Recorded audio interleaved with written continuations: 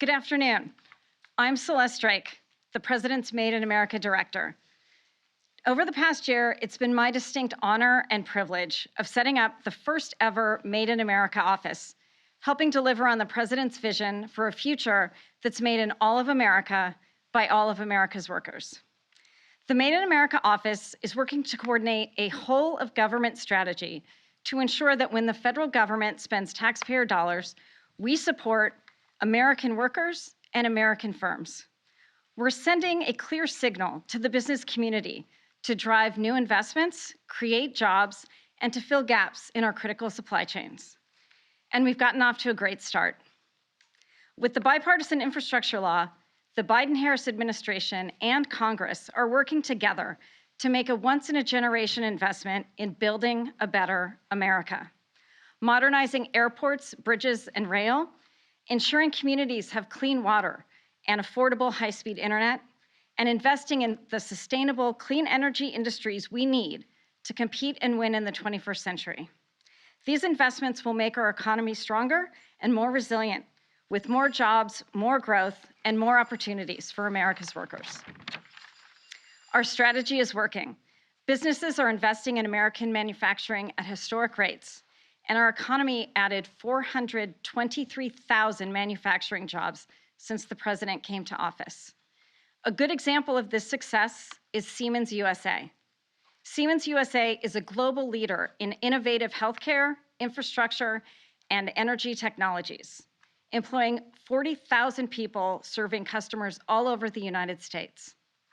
Siemens is just one of many major companies investing in the United States, meaning jobs for hardworking Americans. At the helm of this corporation is Barbara Humpton, a woman who views the true purpose of technology as expanding what's humanly possible. Barbara most recently served as president and CEO of Siemens Government Technologies, where she was the leading integrator of Siemens products and services for federal agencies. She currently sits on the board of directors for the National Association of Manufacturers. And for these reasons, it's my pleasure to introduce Barbara Humpton, President and CEO of Siemens USA Corporation.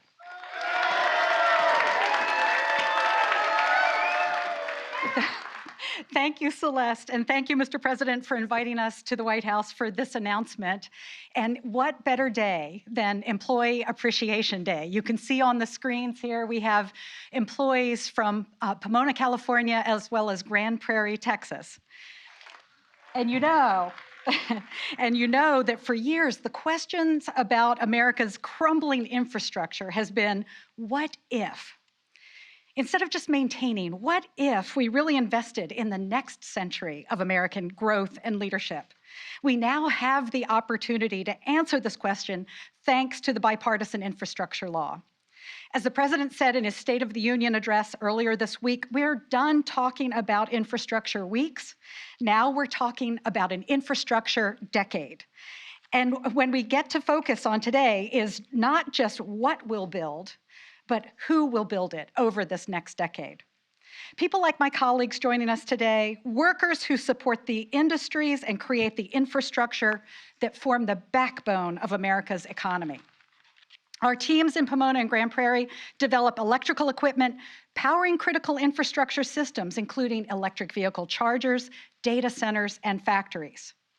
Today, to meet the growing demand and to support national infrastructure projects, Siemens is announcing our plans to invest $54 million into these manufacturing facilities.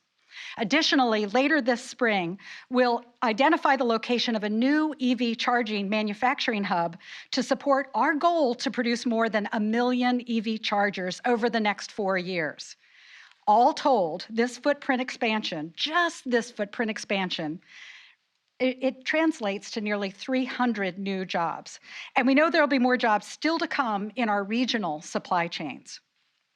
Folks, a new era for manufacturing is now taking shape in America.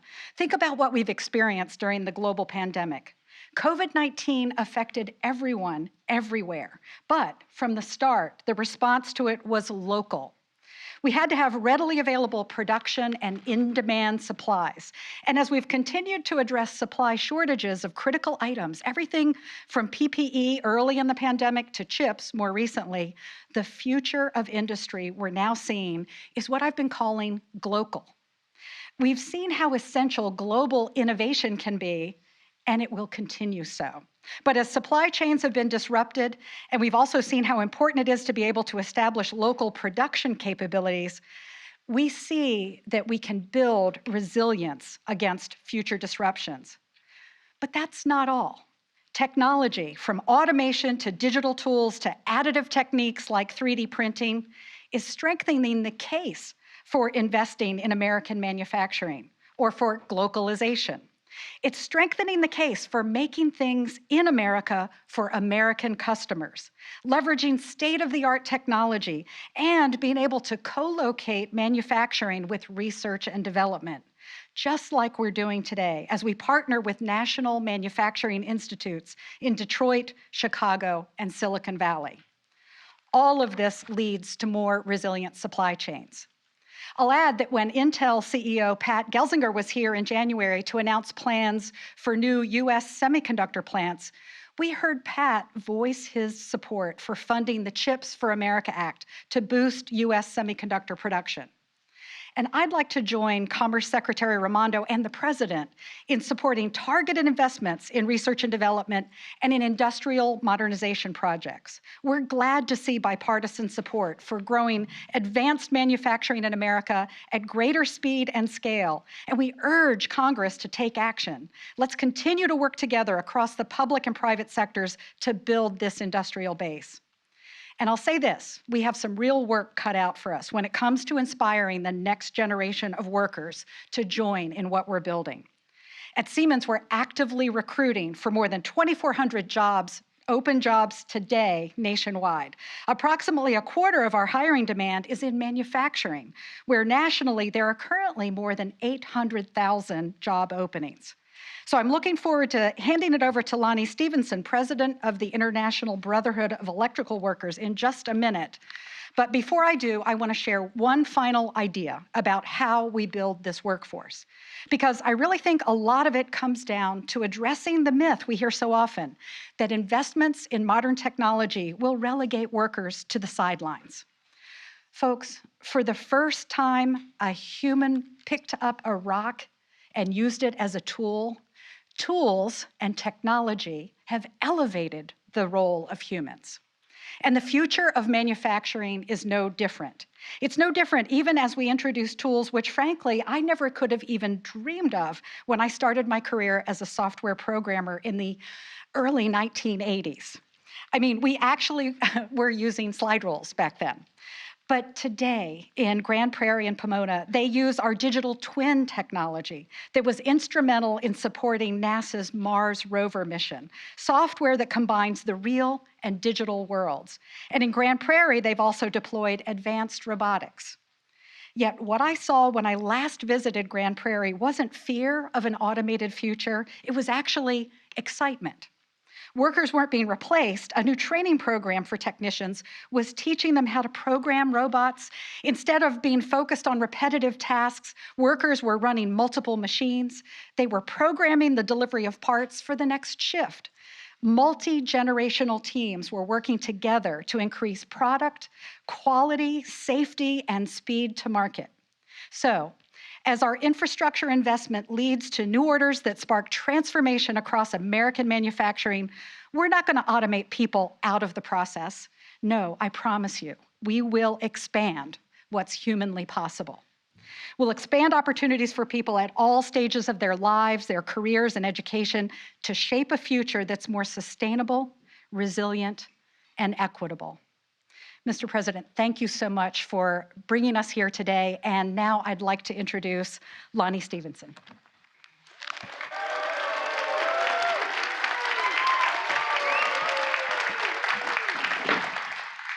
Thank you, Barbara, and thank you, Mr. President, for the opportunity to be here today. And just let me say this before I get started with my remarks. President Biden said a year ago, and he was talking about bringing jobs back to the United States and good paying manufacturing jobs. And more importantly, he says union jobs. And that's what we're here. We're here working with our partnership, the partnership that we're so proud that we have in the IBEW with Siemens, and see them following through, having the opportunity with the infrastructure to be able to expand what they're doing here across the country. It's going to mean job opportunities for our members as they expand. It means more union jobs available in the United States. So thank you both, Barbara and President Biden, for your commitment to make this happen. You know, the IBEW is the largest union of electrical workers in all of North America. The International Brotherhood of Electrical Workers is ready to work with business and elected officials in building a new clean energy economy and a 21st century infrastructure. That's why I'm excited by Siemens' announcement that it's investing in America, manufacturing to make sure that the electrical equipment that will help modernize and strengthen our industrial and energy infrastructure, while at the same time putting us on the road to clean energy future at the same time. Not only will this equipment be made in the USA, it will be union made as well. In supporting good paying jobs for IBEW members that they can then support their families and have, comfort to know they've got good opportunities for them and their families. The Bipartisan Infrastructure Act has opened up new opportunities to invest in clean energy generation and building the parts that will modernize our roadways, bridges, transportation system, and the energy grid, which we're all part of that as well. And it's all going to be done here at home. Today's announcement proves in action that this groundbreaking legislation is already helping support American jobs and American manufacturing. Investing in our infrastructure and manufacturing industry also means investing in skilled blue-collar training. And the IBEW is proud to partner with Siemens in providing the pathways to advanced manufacturing careers in this industry. Union careers that won't just rebuild our infrastructure, but our middle class as well. As I have been saying for years now, IBEW members are ready, and I've been saying it for a long time, we're ready to get to work and rebuilding our infrastructure and growing a renewable building or energy economy. And we're excited to be working with our industry partners, such as Siemens and others, and taking the first steps towards a stronger, more competitive, and cleaner economy. So again, Mr. President, I can't thank you enough. And I want to give a shout out to our members in both California and Texas. They're the ones, the backbone, they're the ones doing the heavy lifting, the work day in and day out, producing for this country and making us a better country because of it. So thank you to all of them.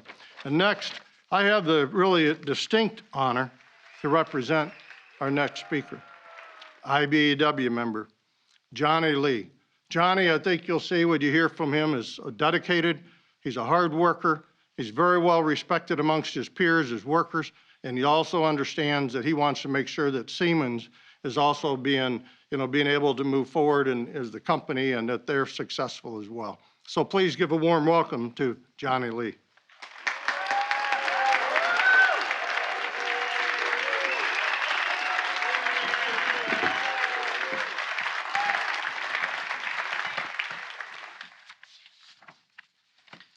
Good afternoon. My name is Johnny Lee. I stand before you as a proud member of the IBEW Local 220 in Fort Worth, a proud employee of the Siemens Grand Prairie facility, and a living embodiment of the American dream. When my parents fled communist Vietnam with nothing but the clothes on their back and the hope of a better life, they never envisioned that one day their son would be introducing the President of the United States. What they did know was the hope and promise of America, the idea that with a little bit of hard work, everyone can succeed. Through their support of my involvement with my local union, I am proud to say I have found success in achieving that dream. I built a life that I love, one filled with peace, pride, and the opportunity to serve others. As a shop steward and a Vietnamese interpreter within the plant, I help my union sisters and brothers on issues that impact all of us, all while building infrastructure for a better tomorrow. My story and so many others of first-generation Americans would not be possible without the important pro-worker, pro-union policies that President Biden and his administration support.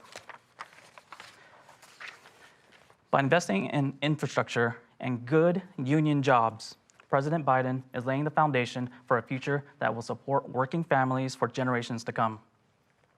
A proud partner in a future are companies like Siemens.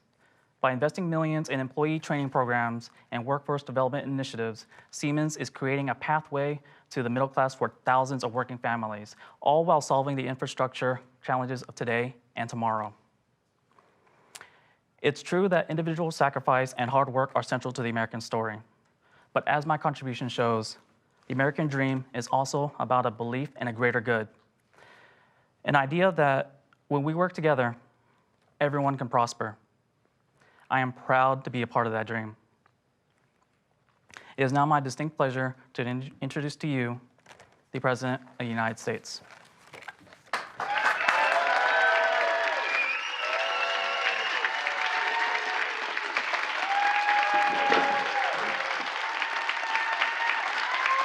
What Johnny didn't tell you, he's a break dancer. But he's not going to do it on the stage right now. Before I begin officially today, I want to thank the Maiden American director, Celeste Drake. I also want to acknowledge it's her birthday, and it's really tough turning 30, so be nice to her. Happy birthday, kid. And Johnny, thank you. Thanks to all your coworkers. I just had a chance to meet before you all came in. And I want to thank Barbara Humpton, Siemens. Lonnie Stevenson, president of the IBEW, one of my closest buddies, and he's been my friend for a long, long time. Earlier this week in my State of the Union address, I said there was something happening in America, starting with historic economic recovery that we're seeing right now. And today, we've learned that in February, our economy created 678,000 new jobs. 678,000 new jobs. Over the course of my presidency, our economy has now created 7.4 million jobs. More jobs created in a 13-month period than any time ever before in our history. And we've learned that in February, the unemployment rate fell to 3.8%, down from 6.4% the day I took office, beginning in 2021, which is the fastest decline in unemployment rate in recorded history because of all of you. And by the way, before the American Rescue Plan passed, the Congressional Budget Office didn't project our unemployment rate to hit 3.8% at any time over the entire decade. Americans are back to work. Yes, family budgets are still tight, but a lot of Americans are getting paychecks this year more than they got last year, and restoring the dignity of work so they can show up at work with some pride. You know, job gains in February were broad-based across sectors, from construction to retail to manufacturing to leisure and hospitality. The decline in unemployment rate was broad-based as well. The fact that unemployment rate among workers without high school degrees fell to 4.3%, the lowest on record since we've been keeping records, 4.3%. It's amazing. Workers' weekly earnings rose in February. The people in working class sectors like transportation and warehousing saw some of the strongest wage gains. This is what it looks like to grow an economy from the bottom up and the middle out. Because of the progress we've made in fighting COVID, Americans can not only get back to work, but they can go to the office and safely fill our great downtown cities again and gaining more commerce. With 75% of adult Americans fully vaccinated and hospitalizations down by 77%, most Americans can remove their mask, return to work, and move forward safely. Today's news is a welcome reminder that we're coming back stronger as a country and as a people. You know, we've been through two of the hardest years this nation has ever faced. The pandemic has been punishing, as many of you know, and some of you may know it from a personal standpoint. Maybe you lost someone in this process. You got up this morning and looked at an empty chair. Well, it's been punishing, but we're coming back. And so many families are still struggling, though, to make ends meet because of inflation. I understand our top priority must be getting prices under control. Look, our economy roared back faster than most predicted, but the pandemic meant that businesses had a hard time hiring enough workers to keep up and production in their factories. The pandemic also disrupted the global supply chains. When factories close, it takes longer to make goods and to get them to the warehouse and get them to the store, and prices go up. Just take a look at cars. Last year, there weren't enough semiconductors to make all the automobiles people wanted to buy. They had a lot more money in their savings accounts and in their paychecks, but they weren't able to go out and spend it on leisure because of COVID. So what happened? They decided that they were purchasing products like everything from homes to automobiles to hard products. And the price of automobiles, for example, went way up. More people seeking them and fewer being made. And we have a choice. We have a choice. The way to fight inflation is to drive down wages and make Americans poorer, or have a better plan to fight inflation, lower costs and not your wages. The more semiconductors we make in America, and by the way, they were invented here in America. The semiconductor was invented in America when we went to the moon. And when we do that, when we focus on making sure that we make those again in the United States of America, so few are being made, we make a heck of a lot more cars. And you bring prices down. The supply chain is filled. Investment in America, rebuilding roads, bridges, airports, ports. We invest in innovation in America. That's exactly what we're doing. Look, as a result, we're seeing more jobs, more hope, and we're also seeing something else. The rebirth of pride. The rebirth of pride that comes from stamping products made in America. And we're seeing the revitalization of American manufacturing. And that's what I want to talk a little bit about for the next few minutes. Today, companies are choosing to build new factories when just a few years ago they would have built them overseas. They're investing right here in America. On this very stage, we were standing before Intel. The chairman of the board of Intel was here. He announced a $20 billion investment to build a semiconductor mega site outside Columbus, Ohio, creating 10,000 new good-paying jobs. A portion of them are the construction jobs, but the full-time jobs, the average salary in those places are going to be $135,000 a year. And if Congress passes the Bipartisan Innovation Act, Intel is ready to increase their investment from $20 billion to $100 billion. You know, as I said, we invented the semiconductor, but we haven't been making them in America for a long time. We had to import them. We had to wait. It cost more. And that's what I mean when I say dealing with the supply chains. Since I took office, companies have announced investments totaling more than $100 billion in electric vehicle industry for the future. The iconic companies like Ford, GM, new electric vehicle production, Tesla, our nation's largest electric vehicle manufacturer, to innovate and inspire younger companies like Rivian, building electric trucks, Proterra, building electric buses. Last month, the MP Materials, which operates the only rare earth mine in the United States, announced a $700 million investment by 2025 that will have a fully domestic end-to-end supply chain for the magnets that are used in electric vehicle motors, wind turbines, and defense systems. They're investing that money here in the United States. And the Union Pacific Railroad announced the largest purchase of American-made battery electric locomotives in history. And guess what? They're built in Western Pennsylvania. All told, the economy created 423,000 new manufacturing jobs in America, paying decent salaries just since I entered office. There's also another reason this is happening. We're not waiting for others to manufacture the products we invented. We know what to do. We know how to manufacture things in America. Today, that progress continues. I just had a chance to have a viral tour of both the Siemens facilities, one in Pomona and the other in Grand Prairie, Texas. A chance to talk with some of the IBEW members working there. because our infrastructure law provides $7.5 billion. $7.5 billion to build a national network of 500,000 electric vehicle charging stations across America. And it also provides $16.5 billion to modernize our power grid, how we move electricity across America. Companies like Siemens are investing here in the United States of America. And you just heard from Barbara, Siemens is announcing a $54 million investment to upgrade and expand those facilities in Texas and California that develop high-tech, high-value electrical equipment that is used in electric circuitry, switchboards, electric vehicles, chargers out on the highways, and data centers. This announcement alone is going to create 300 new good-paying, cutting-edge manufacturing jobs. Folks, America's coming back. It really is. In addition, Siemens will be building an entirely new facility to make charging equipment for electric vehicles. The location of that facility will be announced later this year. I don't know where it is, so don't ask.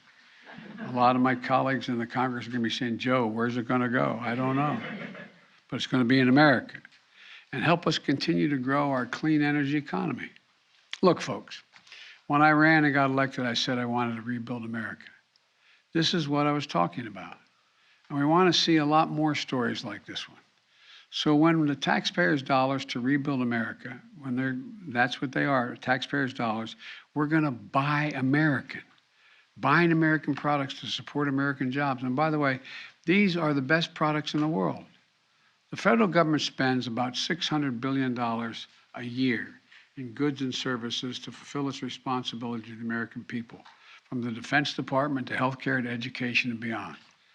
In fact, what's happening is the federal government is Siemens' largest customer, for example. Most people don't know there's been a law on the books for almost a century to make sure that your tax dollars support American jobs and American businesses. Every administration says they're going to use that law.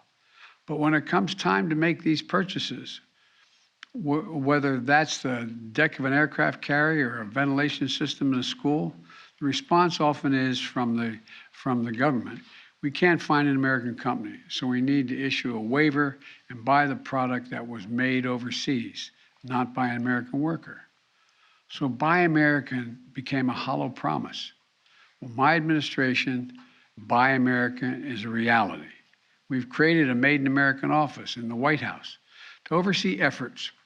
And you just heard from Celeste, who runs that office. My first cabinet meeting, I told everyone that if their agency wants to issue a waiver to purchase something for their agency and what they have responsibility for, they don't have to use they think they don't have to use an American company. Well, guess what? They have to come to the White House office and set up and explain to me why they have to post that request, why they have to do that. And they're going to have to post a request publicly on our sites so American manufacturers and business have a chance to raise their hand and say, no, I can do that. Here, I can do that in my shop, in my town. Today, we're going even further. I'm announcing the biggest change in the Buy American Act in 70 years. Right now, if you're a manufacturer in a product that gets purchased by the federal government, the law says that has to be substantially all of that product should be made in the United States. But because of loopholes over time, you know what substantially all means when I took office? If 55% is made in America, it's substantially all. To me, 55% isn't substantially all, it's slightly over half. Today, we're issuing a rule to raise the amount of domestic content required to be considered made in America from 55% to 75%. Substantially all is going to start meaning substantially all.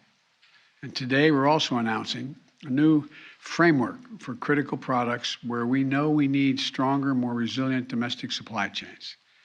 We saw during the pandemic that supply chain disruptions can put American lives and livelihoods at risk. You know, when we needed the most, we were short on masks, gowns, gloves, ventilation, and other essential health products we had to buy abroad. So we're creating a new price preference. What this means is that if we're identifying some product that is so critical to our national security, health, or resilience, that we're going to create rules that allow us to pay a little more for them if they're made in America. We're talking about things like semiconductors, some pharmaceutical agreements, advanced batteries, among other things. It's worth it for us to ensure that we have a domestic capacity to protect us from shortages and price spikes in the future. And yes, we're going to keep trading with our allies and friends, and we're going to work with them to ensure every single country can create global choke points for critical goods. Can't have those choke points. But we also need a resilient supply chains of our own so that we're never at the mercy of other countries for critical goods ever again. And by the way, when I say buy American, I mean buy all America. I want to increase the share of federal spending in goods and services that go to small businesses in America, the backbone of our country. Last year, I released a plan to increase the number of contacts that go to small disadvantaged businesses by 50% by 2025. This means more contracts will go to Black, Brown, Native American, women-owned, veterans-owned small businesses in every state and territory, in every industry from services to manufacturing to agriculture. Already we're seeing success. Women-owned businesses have won contracts to provide masks for the government, clothing for the Marines. Veteran-owned small businesses are now producing specialty trucks and trailers for the Department of Veterans Affairs and the Army. We're seeing other Buy American successes, which will allow us to make synthetic rubber gloves in Alabama, fibers that go into N95 masks in New Hampshire, shipping containers in Maryland. The list goes on. And here's what it all adds up to. Today, I'm placing a bet on America. Everyone here is going to make sure that it pays off, everyone on this stage. What I say today, what we've seen in the past months, is more reason why we need to reject the defeatist view that the forces of automation and globalization mean we can't have good-paying union jobs manufacturing here in America. Our manufacturing future, our economic future, our solutions to the climate crisis, they're all going to be made in America. And what that means to build a better America, well, it does. We're going to build a better America as a consequence. So thank you all very much, and I thank my colleagues for being here, and I understand a lot of Siemens folks are in the front row there too. Welcome. And thank you all in California and in Texas. Thank you.